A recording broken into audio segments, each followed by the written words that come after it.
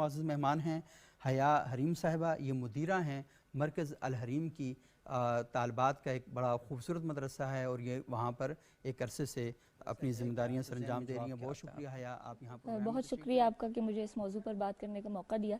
یہ موضوع میرے دل کے بہت قریب ہے. جب ہم مدارس کی بات کرتے ہیں، مدارس کے نصاب کی، ماحول کی، نظام کی، تو یہ موضوع مجھے ہمیشہ سے بہت اچھا لگتا ہے، اور میں چاہتی ہوں کہ اس کے حوالے سے ہم بات کریں، کیونکہ اس میں ہمیں بہت سارے پہلو نظر آتے ہیں.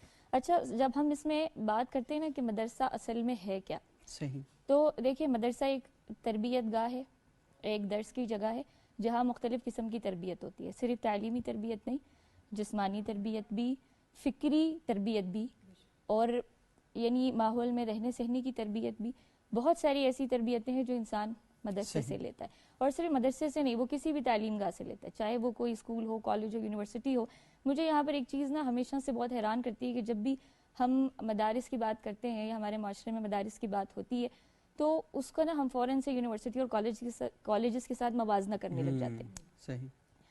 تو میں ہمیشہ سے یہی کہتی ہوں کہ اس کا موازنہ بنتا نہیں ہے کہ ہم مدرسے کا موازنہ کریں. ظاہر سی بات ہے کہ اس پر بات کرنے کے لیے نا ہمیں اس کے عوامل، اس کے اسباب، اس کی وجوہات، وہ ساری چیزیں دیکھنی پڑیں گی. مدارس جن ماحول میں ہیں، ان کے جو وسائل ہیں، ان کے ایک جو پورا سسٹم ہے وہ بالکل الگ ہے نا اسکول اور کالجز سے.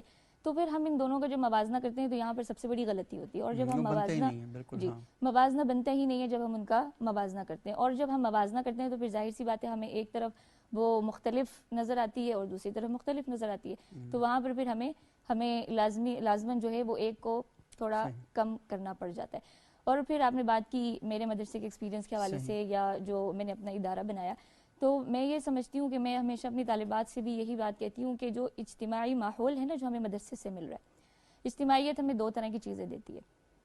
یا تو آپ اس اجتماعیت میں آ کے بن جائیں یا آپ اس میں آ کے بگڑ جائیں. یعنی دونوں طرح کے مواقع آپ کے پاس ہیں. تو اب اس کے اندر ہمیشہ ہم مدارس کو بلیم نہیں کر سکتے کہ اس نے طالب علم کو نہیں بنایا. اب اجتماعیت میں جب بچے ایک ساتھ رہ رہے ہیں، لڑکیاں ایک ساتھ رہتی ہیں، تو انہیں بہت ساری چیزوں پہ کمپرومائز بھی کرنا پڑتا ہے. اور صرف مدرسے میں نہیں، گھروں میں بھی کرنا پڑتا ہے. جہاں پہ ہمارے جوائنٹ فیملی سسٹمز ہیں وہاں پر بھی ہمیں کرنا پڑتا ہے. کبھی کسی کو برداشت کرنا پڑتا ہے، کبھی کسی چیز میں اپنے حق کو تھوڑا کم کرنا پڑتا ہے. یہ تو ایک ہماری معاشرتی تربیت ہے نا. تو اجتماعی ماحول میں سمجھتی ہوں کہ ہمارے لیے بہت نعمت ہے، اور وہ ہمیں زیادہ تر مدارس میں ملتے ہیں طلباء طالبات کو.